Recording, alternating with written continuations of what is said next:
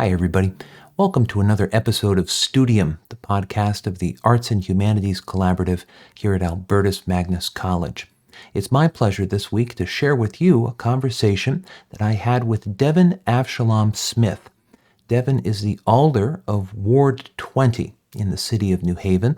This is the community of Newhallville, which is directly adjacent to our campus and an important community partner. I first got to know Devin when he was running for office last year and became aware that in addition to being a person running for office, a politician, he's also a trained philosopher. More than this, he is a person with a deep sense that philosophy is not just a field of study, but a way of life. He speaks about this beautifully in our conversation, reminding us that the word philosophy itself means the love of wisdom. Devin will talk about how he discovered philosophy through both formal and informal education, authors and teachers that were important and formative for him in his journey as a philosopher, and especially how the practice of philosophy informs his service now to the community of Newhallville. I hope you enjoy my conversation with Devin Avshalom-Smith, Alder of Ward 20 in the city of New Haven. Devin, hello. Hello. How are you doing? I can't complain. Thank Oh, you, Dr. wonderful. Sozek, for having me. Thank you, Albertus Magnus College, for facilitating this discussion.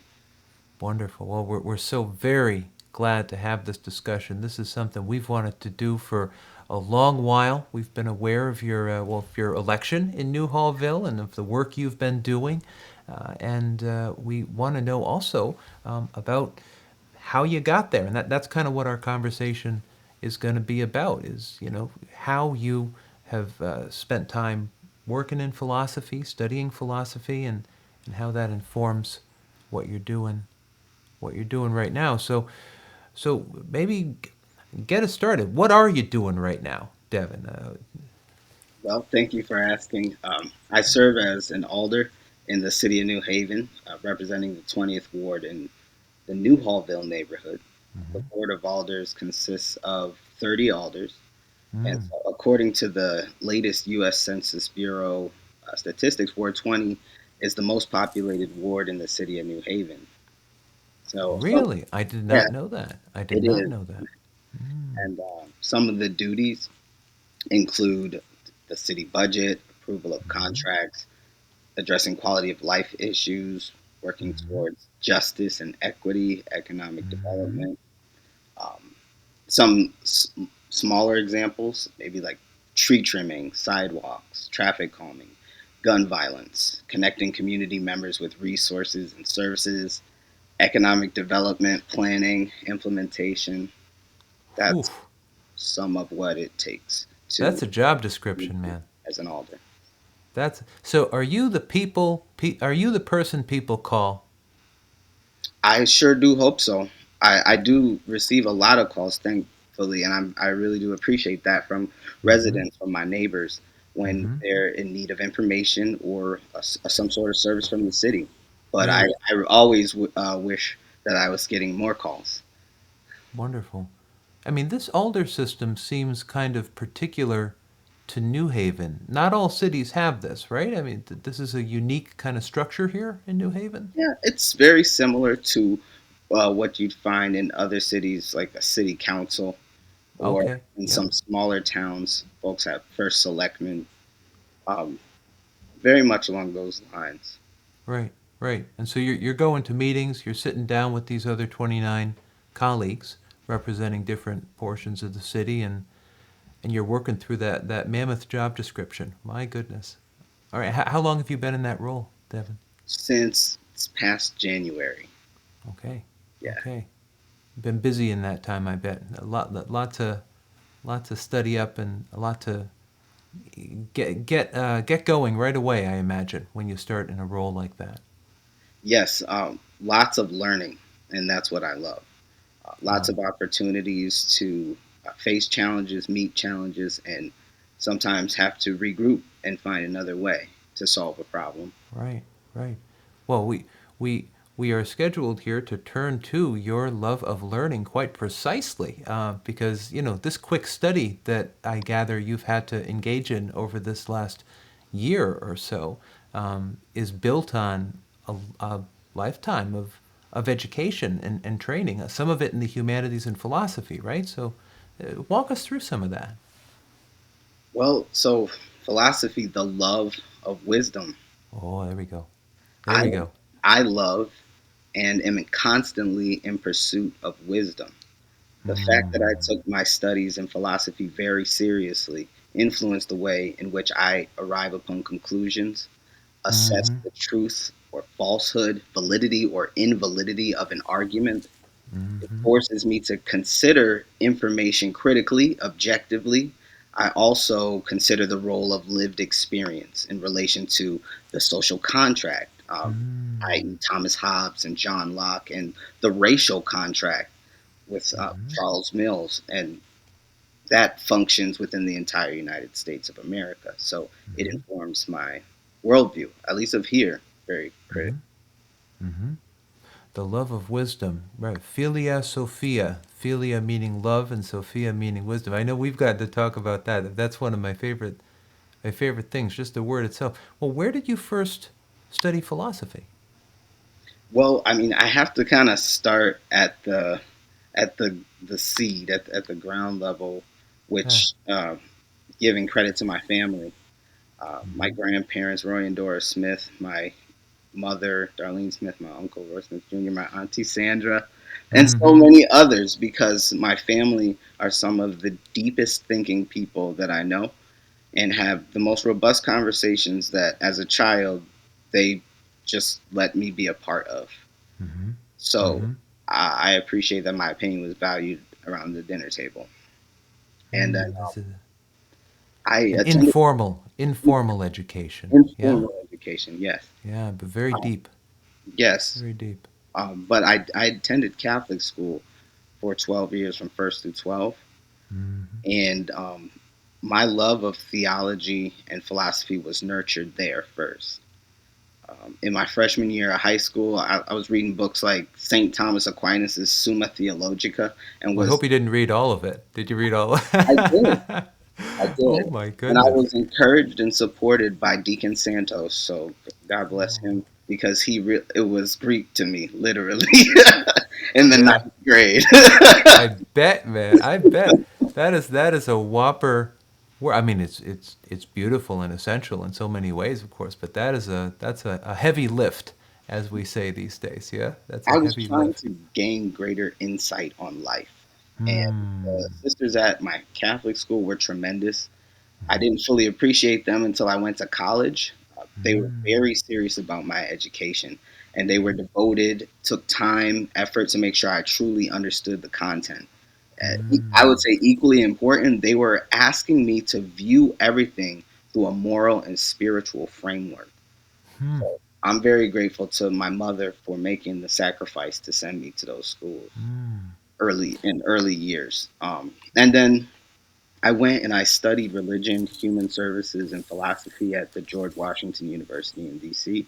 Hmm. And that's where I was given the opportunity to put into action many of the concepts that I was learning. I Hmm. studied logic, learned about world religions and nonprofit management. But Hmm. I have to give the biggest credit to the Central Connecticut State University Department of Philosophy.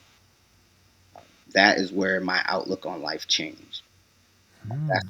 that's where I became immersed in courses such as early modern philosophy, Hmm. African American philosophy, Chinese philosophy, Hmm. philosophy of law, metaphysics, and Oh. epistemology, studying things like scientific materialism, to Hmm. name a few. Um, So I'm hearing, Devin. I'm hearing world philosophies. I'm not hearing just the European philosophical tradition, although that seems to be included, but many different regions. How was that for you studying so many different cultural perspectives? I felt like I was given the ability to travel the world without ever having been to some places. Hmm. Places that in my imagination I'd gone many times as a child, Hmm. Hmm. But Yeah. to really understand and connect with some of the cultural histories, the cosmologies, the cosmogonies, and seeing the Mm-hmm. relationships, the underlying tones that connected them all, Mm-hmm. um, that really blew my mind. Yeah. I mean, and I'm thinking about what you said. I'm still thinking about what you said about CCSU. What did you say? Everything changed. That's the It's place. where my Is that how outlook you put it? Yeah. it's where my outlook on life changed. Huh. It's So what was that change for you? If you had to put it in a couple phrases or something, like what did that come down to for you? I knew and became affirmed in the fact that I am a philosopher, Mm-hmm. and with the training, the mental training that I have, I can do some good. Mm-hmm. Mm-hmm. And there are things that are seriously in need of deep consideration, Mm-hmm. and it's a duty. Mm-hmm. Once I feel like once you've learned, there's some, for me at least, some sense of duty Mm-hmm. Mm-hmm. to continue. I mean, I have to really credit Professor Emerita, Dr. Eleanor Godway, Dr. Felton Best, Dr. David Blitz, Dr. Matthew Faust, Dr. Cameron Brewer. Mm-hmm. These professors and other professors truly challenged me. They Mm-hmm. made it clear that to be able to do philosophy, that's what they always said, do philosophy, to Doing maximize philosophy. It's an activity. an It's an activity. activity. Yes. Um, to maximize its potential in my life and the lives of others, I had to understand it. I Mm-hmm. had to work through complicated notions, some of many, or sometimes none, I agreed with, or I might have taken issue with. And Mm-hmm. once I was able Mm-hmm. to understand it, they helped me nurture my own abilities to create written content, Hmm. explaining, expounding upon, or even positing another way to examine Mm-hmm. certain phenomena. And I began to Yeah. experience life with a real sense of self autonomous embodied agency. Oh, self-autonomous embodied agency. You know, I'm reminded of, the work of Bell Hooks, of course, of Happy Memory. I think she passed late last year. I often assign her book, a selection from it, All About Love, in our senior humanities seminar. And one thing that she really emphasizes in that book is that love is a verb. Love is a verb. It's not a noun, right? It's not just a kind of feeling. It's an activity. It's something you do. And that's what I'm hearing. Because, I mean, I'm hearing that it's a verb that helps you to do good. Yeah? That Absolutely. there's a kind of value direction in the That, practice of that philosophy. absolutely. It really hits to the core for me. Mm-hmm. Um, as far as driving factors, the Mm-hmm. finite time I have to spend on this earth, Mm-hmm. that goes on ad infinitum. I'd love for that. Actually, I require that it be value driven. That's just for me. Mm-hmm. Mm-hmm. How I'd like to Mm-hmm. fulfill the rest of my days.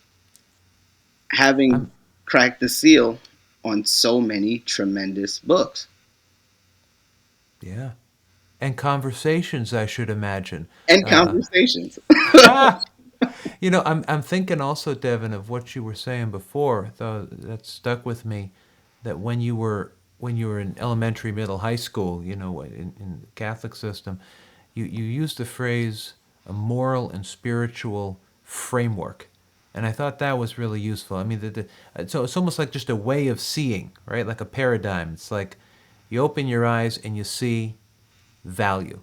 You see good, right? And you want to pursue that. Do you think that philosophy for you was kind of there was some groundwork laid by that moral framework at the start of things? I think so, but I definitely think it allowed me to see both good and bad, gray areas in between. Um, just reflecting for a moment on what it is to be black in America, Mm-hmm. growing up black in America, Mm-hmm. especially going to predominantly white schools. Mm-hmm. You know, we have always to discuss like identity and Yeah. and things like that. So what I had more questions than answers most of the Mm-hmm. time as a child when I was trying to make sense of how the world functioned around me and why it did so. I Mm-hmm. think philosophy and theology helped guide my moral compass, but philosophy helped me break it down into bite-sized, manageable pieces so Mm. that I Oh, yeah. wouldn't have to grow up being angry at the world. Yeah. I mean, philosophy, I guess, is about a quest for understanding in some meaning of that term, right? So you want not only to have a feeling or an impulse or a drive to do good, but you want to be able to, as you opened with. I mean, you're confronted with all these phenomena, all these things, right? And you want to kind of take them apart and see how they work, and make them better, and make them better. So were there particular authors, books, movements? I know we've talked before about existentialism. I don't know if that's something that would be useful for you to highlight, or if you'd like to. What stands out for you? So as far as like off the top of my head for authors, Yeah. Dr. W.E.B. Du Bois, Mm-hmm. Lewis Gordon, who I believe still at UConn, Mm-hmm. um, Dr.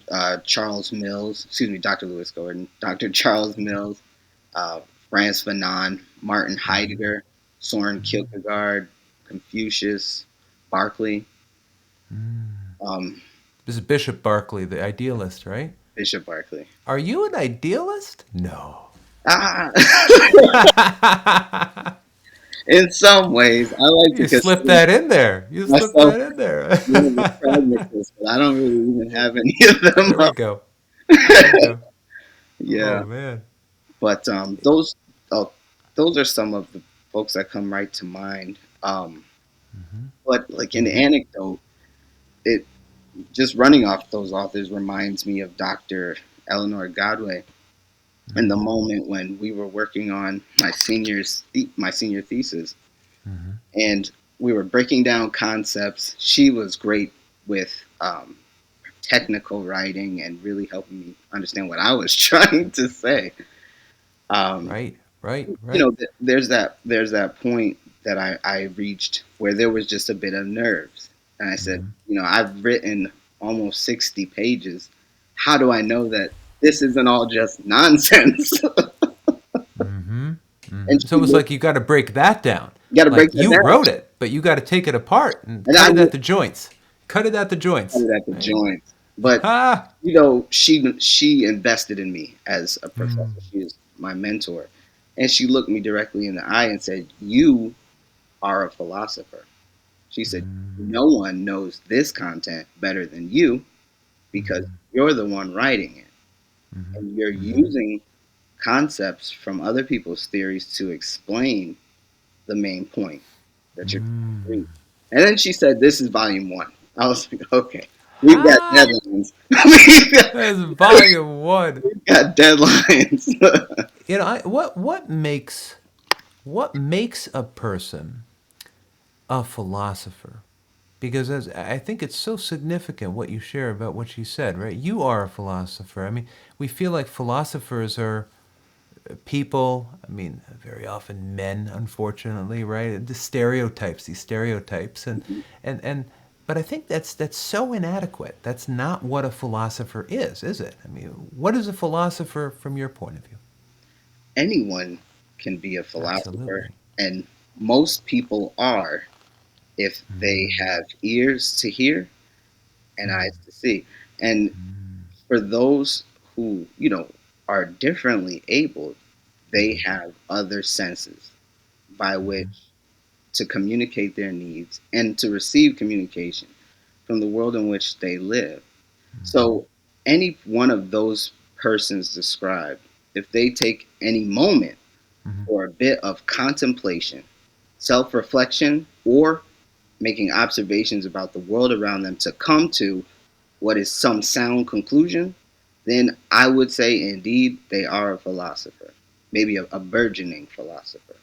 So you don't have to read or have read Being in Time by Martin Heidegger You in do order not. to be a philosopher. It's a joy, but you do not. Oh, that's just beautiful. That's just beautiful. Um, yeah, I mean, I feel like of all the subjects, I mean, I teach philosophy at the college as well as religion, and people seem to have a sense that philosophy is the most difficult subject. Why do you think people have this impression that philosophy is just impossibly difficult? I mean, it's almost like theoretical physics, right?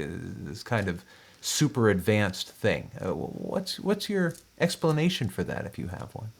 I think that it really is just all the reading and writing. I Mm-hmm. think that's the only hurdle, and maybe that's just from my perspective, but distinctly Yeah. remember early undergrad um, studying with some of my mechanical engineering friends. Mm-hmm. So they're working on their work and I'm working on mine. And them looking at my work going, oh man, I could never do that. I don't know why you put yourself through that. And you're looking at theirs, and you're saying, I couldn't, man, that'd be the hardest time. So I think that if for folks who are interested in study, it's really helpful to read a book of interest first, I think, yeah, before deep diving into what is yeah, classical philosophy. something that speaks to you, something that Mhm. speaks to you. I guess it clicks, right? Yes. Find something. It's about that curiosity. It It's about that. that Yeah. reminds me so much of Mm. Professor Dr. Felton Best. He's Mm-hmm. a he works he's at CCSU, but he's a like CSU distinguished professor. Yeah. And he turned me into an author. And for that, Mm. I'm incredibly grateful. He Mm. published one of my papers in 1619 Journal of African American Studies. It was a paper entitled Toward a Philosophy of Race, W.E.B. Du Ooh. Bois and Critical Race Theory. Ooh. And in part, I wrote about the contributions of W.B. Du Bois's philosophy of race to the development of critical race theory. And Du Bois's contributions consist of an existentialist analysis of the race concept as described through the lived experience of blackness, as well as a forthright challenge to the American political and social system.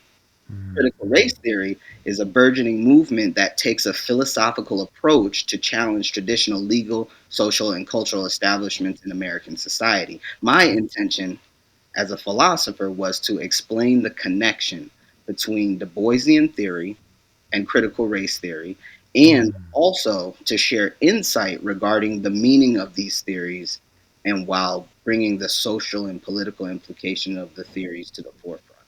Mm-hmm. Mm-hmm. Oh, that's just fascinating. What's one thing that stood out to me in your description of Du Bois's contribution is this category of lived experience. Lived experience, and I know you referred to that earlier. How for you does, because I want to move toward your political work as well, right? And which seems so much to be connected with lived experience, with people's daily lives. Right? How does lived experience for you connect with this world of philosophy that we've been talking about? Well, um, I mean, just from my own individual perspective, Yeah. I feel like all humans see and experience a lot of different things. Mm-hmm. So there's a lot to ponder about. Mm-hmm. And my constantly asking questions always seems to lead me to the gates of some injustice, to be honest with you. Hmm. And So you have eyes to see. You have eyes really, to see. You open your eyes, and you're able to recognize that right in front of you something like this. Yes. I've got a pretty strong prescription. Ha ha ha ha. I feel like you got some natural visual acuity there, Devin. Yeah, but that is the connectivity. for me. So we're starting from lived experience. I mean, I feel like in the history of philosophy, there's this, and you mentioned pragmatism before, right? So there's this kind of tension between am I starting with the ideas and then applying those ideas to real life, or am I starting from real life and building up ideas on that basis? And I'm hearing that latter approach is something that's been a part of your work, is starting from people's actual experience, from, you said before, phenomena, right? Hmm. Open your eyes Hmm. and then ask questions, right? That's Ask that's those it. questions. Open your eyes and ask questions. It reminds me Yeah, of the writings of Franz Fanon. there we go. A lot of the they're black existentialists that were in like French colonies or France. Um, they their branch of writing is called Négritude. I don't hear a lot about it, but I got a chance Yeah. to study it, and their reflections very much like Sartre, um, on emphasizing lived experience. Mm-hmm. But Mm-hmm. I think that it's really interesting to see that bloom out of existentialism and Mm-hmm. how it is so connected to phenomenology as well. Mm. If we're thinking about how can I understand Mm-hmm. the world from someone else's perspective. Right. Phenomenology, the study of how things appear to me. So I'm trying to kind of account for, okay, maybe I have this implicit bias, maybe I have this preconception, I have this stereotype. I'm going to control for all those and just see as purely as possible what is directly in front of me. Yes? Yes. That's a powerful approach. So, Devin, how does all of this that we've been so happily discussing inform your work as one of those 30 alders in the Elm City? Yeah? Well, it's very helpful with problem solving, Mm-hmm. finding creative solutions, finding common ground without sacrificing integrity, making logic based decisions, operating under a code of ethics as best as one can with the knowledge I have about ethics, like whatever what it is. Um, and then to draw that into like a more, I guess, concrete example, recently, adult education, they needed to move from their previous location and were looking for a new home. Mm-hmm. Tentatively, um, the decision is the Board of Education voted that they would come to Ward 20, where I represent. Now Mm-hmm. that required a lot of deduction, deductive thinking, Mm-hmm. and analytical thinking too, because there's very what I feel like is short windows of time in order to gather the best assessment possible Mm-hmm. as to pass forward, with projections from now to 20 some odd years ago forward. And Now, so you were able to contribute to getting that adult education center put in Ward 20 in yeah, Newhallville. That this was right. So what kind of induction happened there? I mean, you got to make a case you got to for make a one case thing, right? first. Because there's got to been competition for that. Yeah, and what was most important to me was a thoroughgoing understanding of what residents felt about it, what they thought, what the needs like. First, explaining to them. Well, first educating myself on what adult ed does, what they do, what their current facility is like, to explain that to residents, and then hear from them, not just once, but like multiple times over time, giving Mm-hmm. people a moment to consider and think about it, and then making some deliberations. Mm-hmm. Mm-hmm. And I suppose building a case that is compelling, right? I mean, you need to. So we're starting from. We were talking before about lived experience, but I guess gathering your data is just a more studied form of looking at your lived experience. And I also hear you talking about getting multiple perspectives, right? It's not just about me coming up with a thought and saying that's the thought, right? You want to synthesize that thought, I suppose, out of a lot of different encounters and engagements That is with a the direct people. quote, I think, from doing philosophy homework.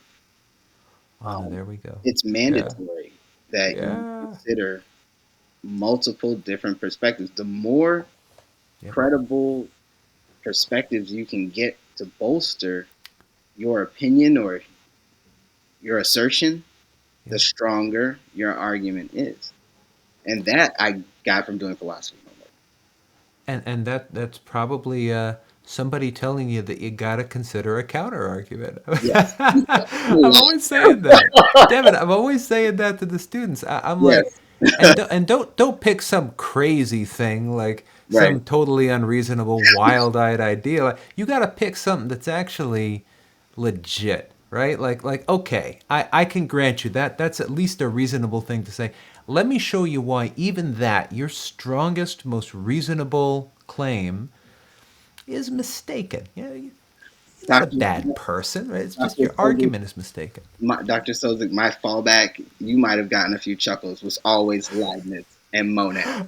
Early on, when Oh I was my trying to goodness. figure Don't, just with yeah, Immanuel Kant and yeah, and others, my yeah. fallback was monads. Yeah, yeah, Explain. monads. Well, I mean, it's almost so. We're talking about Leibniz, the what, 17th century philosopher. Yeah, I'm putting myself out there. I can't place him exactly. He was around the same time as Newton, I know, because I guess they both discovered the calculus. But so he had this philosophy, this monadology, if we want to get really Baroque about it. But yeah, each person is a kind of insulated, singular entity, right? Right. Unto herself, unto himself, themselves. That's not very pragmatist, is it? It's all over the place. It's not really existentialist either. Yeah, I No. mean, it's almost like a foil to all of our focus on community, relationality, intersubjectivity, cooperation. Leibniz is almost the pure opposite of that, right? that, In that moment. Yeah. that's what is so intriguing to me about Yeah. the connectivity between philosophy and my lived experience. Hmm. The things that it's allowed me and enables me constantly to do. I'm seeking different perspectives, Yep. different thought processes. One is going to come into contact with just numerous people, and Mm-hmm. everyone is different. Even though we have a lot of societal similarities when we're talking about consciousness, you might talk to someone you've never met before and Mm-hmm. receive a point of view that you may not have considered yourself ever, Yep. Yep. ever. And then for me, what it becomes something to consider. Mm-hmm. The Mm-hmm. outcome of that, there's no valuation, there's no value judgment on that. And I think Right. that is what I like to extend to young people who are Yep. seeking to be deep thinkers and ask Yep. questions, be a philosopher. Um, there doesn't have to be a value proposition on any bit of information you're getting at the outset. Mm-hmm. First, absorb the information. And yeah, after that, well, as humans, we'll process it with our own biases. Yep. But at least we will have had the opportunity to absorb a bit of Mm-hmm. new information that might even challenge a thought, lead to Yep. another thought. Who knows? Devin, in our first year humanities seminar just this week, we're covering the Apology, the dialogue by Plato about the trial of the philosopher Socrates around 399 BC, so Mm. quite a long time ago. But one thing that occurs to me that's, at least for me, really definitive of what philosophy is. It hasn't come up yet. Is this the figure of Socrates? I mean, and the Socratic idea that wisdom is realizing what you don't know. It's realizing what you don't know. Because if you gather all your data and you say, I know all that, you're not going to be curious, are you? You're not going to be asking the questions. I mean, has this figure of Socrates also played a role in your own understanding of philosophy? Definitely. In, uh, in Greek philosophy, Socrates was one of the first that I was introduced to. And then later on in my studies, I was introduced to like Eastern philosophy. So I heard the man who knows something knows that he knows nothing at all. There we go. Um, Yeah, and man, it'll send your mind thinking for quite some time. that's for sure. Well, you mentioned Confucius before. I mean, Yes, I know yes, Karl indeed. Jaspers, the existentialist philosopher, has that book Socrates, Buddha, Confucius, Mhm. and It was Jesus, it right? was pivotal. I found Yeah, Socrates to yeah. be such a compelling character, Hmm. and I don't mean to say character like he's not a historical Oh figure, yeah, yeah, but yeah, yeah. just His character, his who, character. Yes, yeah, you know exactly what I mean. Yep. yeah, yeah. Yeah, The his character was stamped, yeah. very compelling, um, and just the pursuit of wisdom Hmm. and Mm-hmm. civics. And civics, and civics. You know, that's an argument that just today we were talking about this in connection with the apology. Socrates, he says, I could have brought my 3 children here, or my spouse, my wife. I could have asked for your pity and your mercy. Bend the rules for me.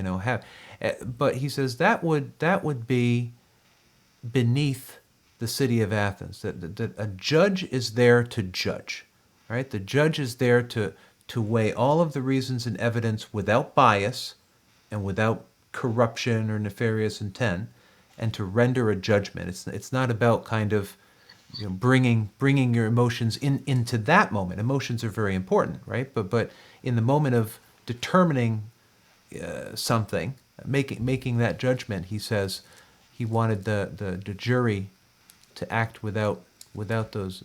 So I mean, there's something, and he sees this as part of the dignity of the city, right? That a city shouldn't fall into people just throwing accusations or making emotional appeals. That there's something about reasoned discourse that keeps us elevated a bit, right? We're being fully human. Does that resonate with you? That claim that Socrates is making there, Reasoned discourse. reasoned discourse. That's a key takeaway for me. Yeah, Um, yeah, Absolutely. I think that if that is a lens that one is looking at their civic participation through, and yeah, especially in a position where you've pursued and have got become an elected official,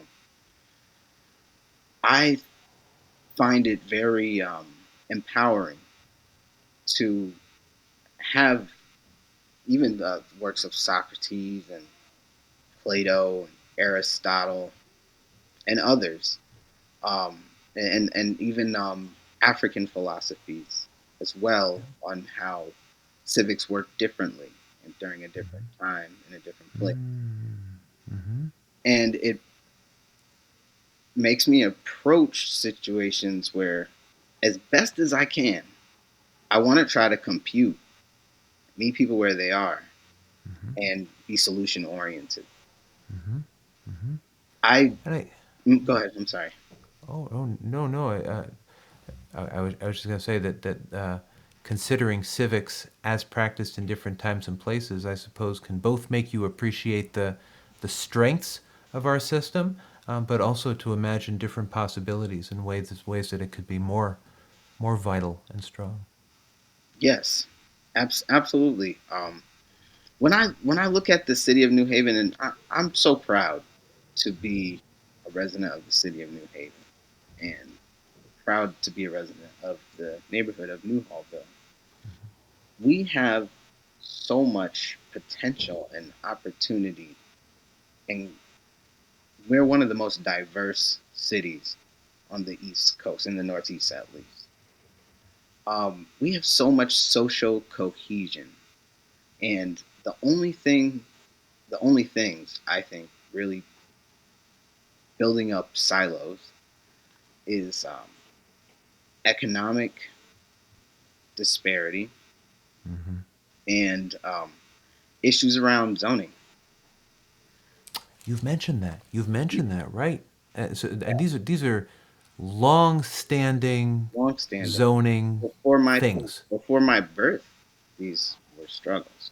Devin, what was the factor, or was it a remark by somebody about segregation in the city of New Haven and how that is related to the current zoning, the current ways that things are zoned? I seem to remember you saying something really striking about that.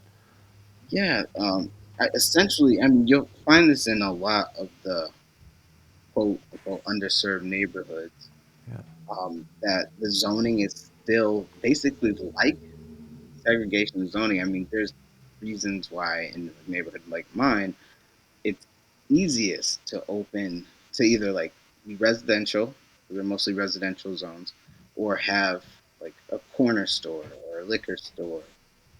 Um, so there are challenges there because Yeah. they predate a lot of people. And I guess one thing you have to do is what is it? I mean, what would the author Chris Hedges say? You have to start from the world as it is, Right. with open eyes, and then consider the world as it might be. The, what comes to mind are words of Huey P. Newton of the Black Panther Party. Mm-hmm. He says, the arbitrary, capricious, and sinister exclusion of large sectors of the American population from the hopes inspired by the rhetoric of a fledgling democracy would give rise to the most determined forms of human struggle imaginable, including those which resort to force of arms and resolve to face death before capitulation. This is Mm-hmm. important to note because philosophy gives us the parameters to have real two-way conversations about socially and politically charged topics with results focus and a general respect for the ability to attain new information. It Mm-hmm. gives us the framework to debate, disagree, and re envision ideas while respecting the need to acquire more wisdom, I love that. in my I love opinion. that. I love that. So let's say Devin, I'm 16 years old, 18, 20 years old, and I've just heard about your story and been invited to consider philosophy a bit. What do I do? I want to be a philosopher. Devin. I want to be a philosopher. What do I do? I would say think of something that you're passionate about, Hmm. something that you care about. It does not matter what it is. You could be a dog enthusiast. Mm-hmm. You could Mm-hmm. be passionate about airplanes Mm-hmm. or whatever else your imagination might bring you. Take some time to research it, figure out what it is, but then also consider why. Why? Why and what is Mm-hmm. the necessity, Mm-hmm. and Mm-hmm. then let your mind wander to other Yeah. questions and keep seeking until you get to a point where you say, hmm, I have to do something now. I have to do something else Mm-hmm. in order to Mm-hmm. build upon this knowledge base that I have been growing. What Right. can I do to affect change? And I would Right. hope it would be positive change. That's that's a great way to become a philosopher, but also to Mm-hmm. become an advocate, Mm-hmm. um, to become a community leader, to Mm-hmm. become a better family member, a better Mm-hmm. friend, um, and the list goes on and on. So I Right. would say, like, shoot for the stars. The kids have got to know that when we're talking about academic subjects and career paths, the very first one of them was philosophy. When That's the for sure. You get a university, PhD. PhD, what does the PH stand for? it Philosophy. was mandatory. You had to go Sure. through the doors of philosophy to prime and train your mind Yeah. in order to be able to take on additional subjects, which you might Right. study at the same time, but to help you understand those subjects. Right. So crack a book open. That's my, you Yeah. know, rallying cry to the young people. Crack a book open, because it's been said a million times in many places. No one can take from you what you have stored Mm-hmm. in your mind, your knowledge, Mm-hmm. and it is your Mm-hmm. best tool. It's your best asset, always. I'm In my hearing. opinion. I'm hearing. You start from passion, whatever that passion is. You start from that passion, that engine of interest and care, and then you follow the whys. Yeah? Why And this? Why this? Why this? Right? And then the hope and confident expectation is that this does lead you to action, because we are human beings, right? We don't want to simply look at something. We want to engage with it, right? And pursue the good. Huh. Well, Devin, is there anything that you had hoped to share in our conversation that maybe we haven't gotten to touch upon that you'd like to raise? let me think here.